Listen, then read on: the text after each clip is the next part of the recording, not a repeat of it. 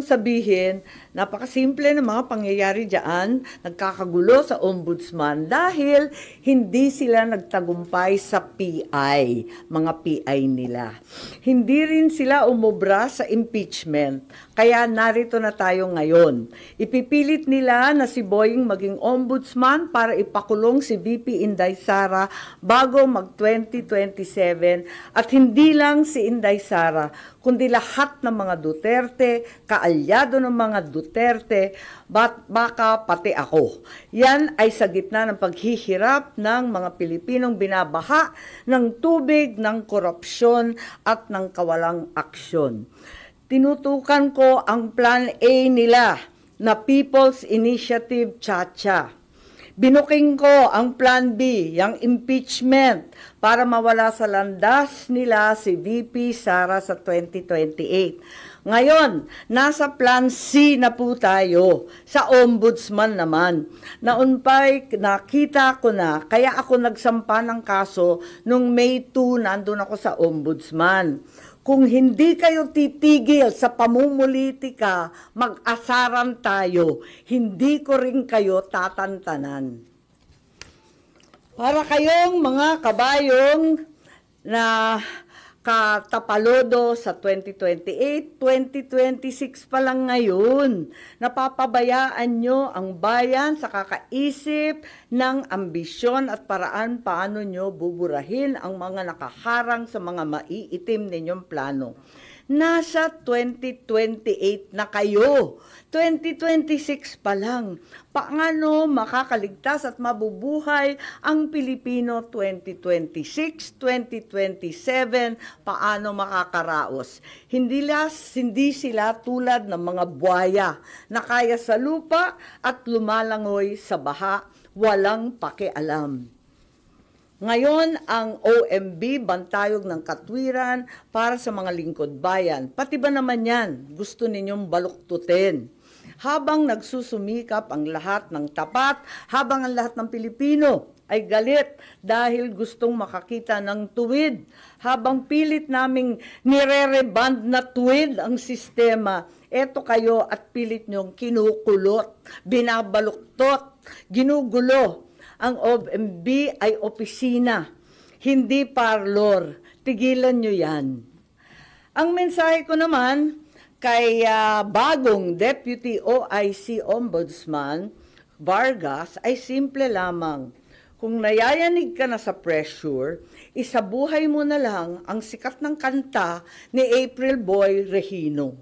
Kapag nariyan na ang suhol, itaas mo ang iyong dalawang kamay ng ganito at sabihin, hindi ko kayang tanggapin. Wala lang.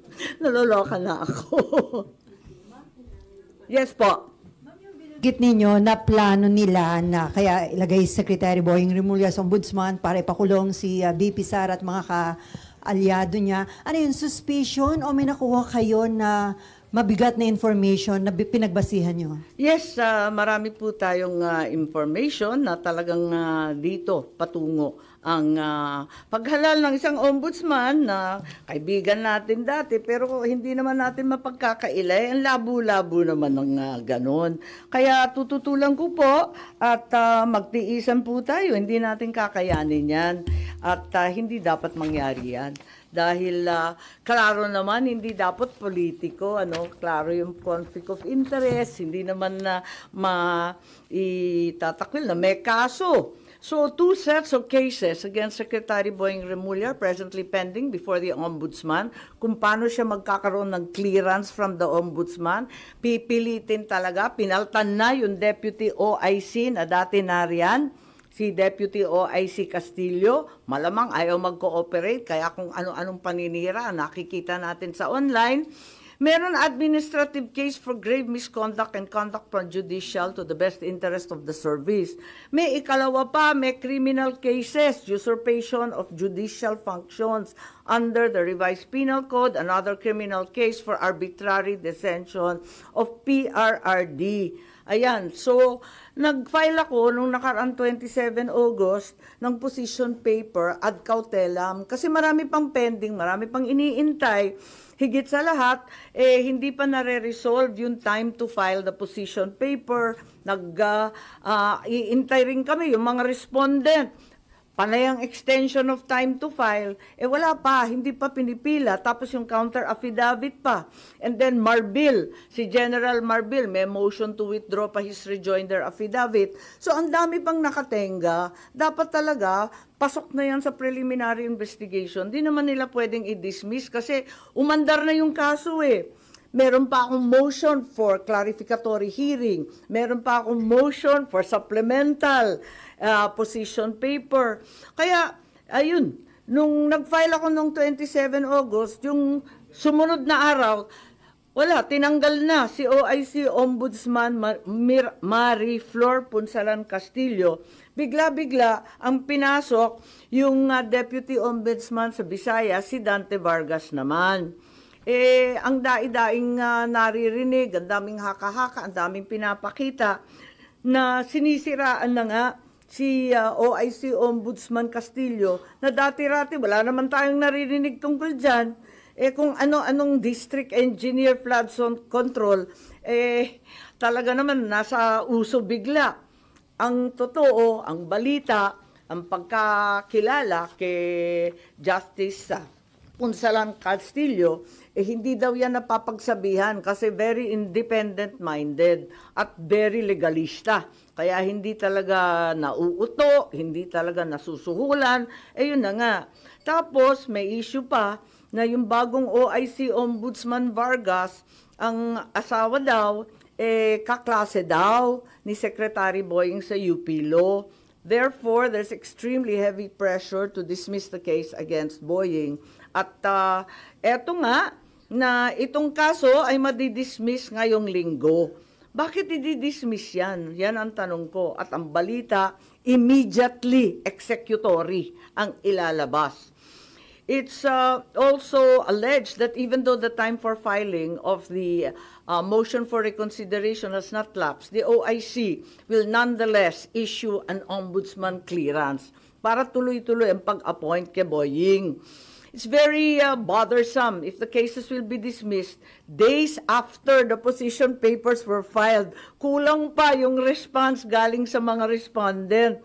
Marami pang pending incident. I-dismiss. Ang dami pang nakatenga. Hindi ba nakakaduda yan? There is a very ominous reason, clearly, for Secretary Boying to become the next ombudsman. It's the new phase in the effort to get rid of VP Sara before 2028. And since the PI failed, the impeachment failed, therefore the third attempt is lawfare at its very worst. Imprison Inday Sara, all the Duterte allies, including myself, perhaps, to be harassed by cases with the new ombudsman. Plunder will be the name of the game, no bail, and imprisonment until 2028. I will be very, very surprised kung aabot si VP Sara na malaya kapag naupo itong uri ng ombudsman. Kaya ako, magpa-file ako ng opposition, pati sa JBC, dahil klarong-klaro yung conflict of interest, tapos magiging magulo. Kapag itong mga kaso sa PRRD arrest will be rendered ineffective. Halimbawa, if the OIC Ombudsman caves to pressure, dismisses na nga the cases, pati yung MR i-dismiss, mapupunta sa CA, sa Supreme Court, paano yan? Kahit i-reverse ng CA or Supreme Court yung OIC Ombudsman, orders the dismissal from service, declares he's perpetually disqualified. Paano ma-enforce yung desisyon na yan kung si Secretary Boying ay nakaupo ng ombudsman? He can only be removed by impeachment. It may not be amiss to inform the JBC as well as the present OIC Ombudsman that we understand and commiserate with the unbearable, tremendous pressure to issue a clearance. That way, the JBC is apprised to scrutinize more carefully instead the circumstances surrounding the issuance of said clearance or certification, if and when that will be issued. Yun lang. Yan yung ganong plano to read BP Sara and then i-dismiss yung kaso against Justice Secretary Remulla para may appoint siya sa ombudsman? Well, balitang-balita, ang pressure sa mga investigador, matindi ang pressure, naririnig natin sa JBC, at nakita natin ang mga galaw, di ba? Pinapaltan ang karapat-dapat na Deputy OIC na wala namang bahid at wala namang dahilan, biglang tinanggal at iba yung linagay, nakakapagtaka talaga. At saka yung time frame, talagang sapilitan, as a deadline. May mga deadline silang hinahabol. Ma'am, ano pang magagawa pa po nung isasubmit yung opposition kung ongoing na po yung selection ng JBC ngayon for ombudsman po? Oo nga, yun, na talagang tignan natin, sana makinig sila and sana intindihin nila kung gaano kaihalaga ito sa buhay ng ating bansa. Na isang tabi na ng todo-todo ang problema ng baha. Malunod na tayo sa tubig at korupsyon, basta yung ambisyon na lamang ng iilan ang nangingibabaw. Good morning. Ma'am, ngayon yata isasalang sa JBC interview si Natapos Secretary. na, alas 10. Oh.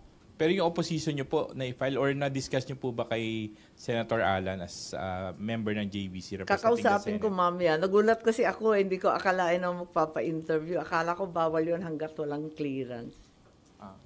Tapos Aminin yun ko, po, hindi ko alam na kanina naka-schedule agad-agad. will you also question his being included sa shortlist? At tignan natin kung anong gagawin. Pero hanggat maaari, talagang pipilitin ko hanggat kaya at tututulan. Tulad nga ng sinabi ko kanina, ay nako, hindi ko rin kayo tatantanan kasi klarong-klaro naman ang moves nila. May message din po sa Garapala na po. Ma'am, ang mensahe niyo po sa ading niyo na ultimately siya na may appointing authority. Ay nako, talaga naman, hindi yata nakikinig.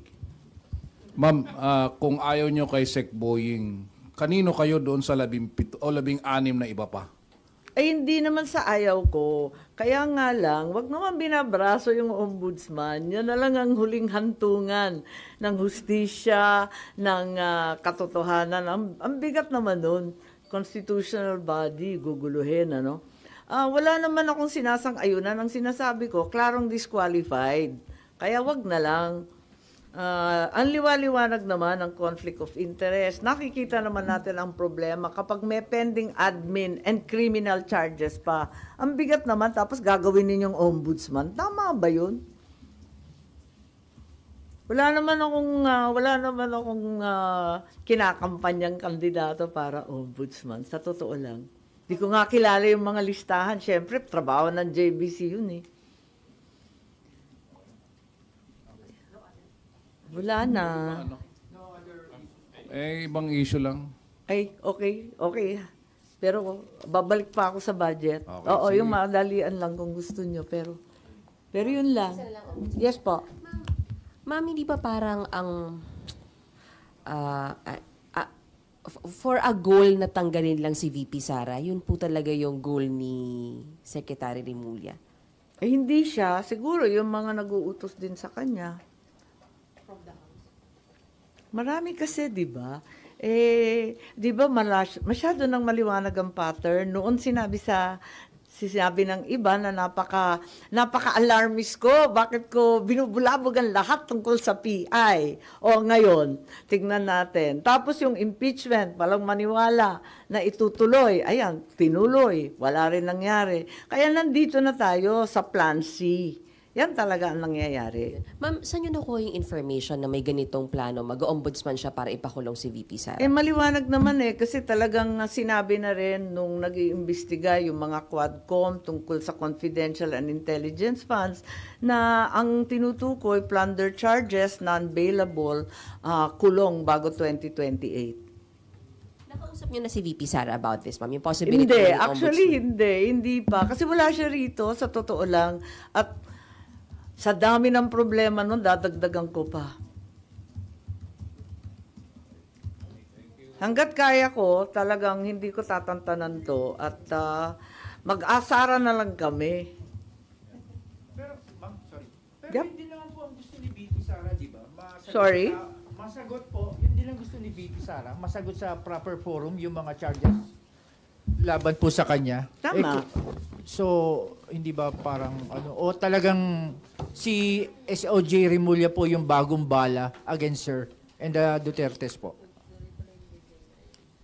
Tignan nyo yung mga kilos nilang lahat, di ba? Doon patungo. Kung sana magkakaroon ng patas at makatotohanang depensa sa korte, kung papayagan siya, yun ang gusto niya. Pero kapag ganito na brasuhan, may balitang suhol, ginagamit yung mga may personal relationship, pinapaltan yung walang kamalay-malay na justice. Kung ano-ano ang nangyayari, pipilitin ng JBC, pa-i-interviewin. Ang bihira, hindi ba nahalata na brasuhan na talaga ito ng todo-todo? Kaya sabi ko nga, kung ganyan at hindi kayo maawat sa pamumulitika, mag-asaran tayo, hindi ko rin kayo tatantanan. Kung considering yung composition ngayon ng JBC, umaasa kayo na pakinggan yung opposition? Oo naman, oo naman.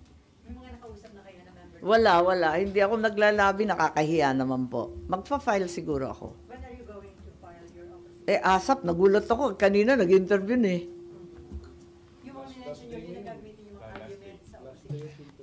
Oo. Tignan natin. Baka to follow na lang yung OMB clearance.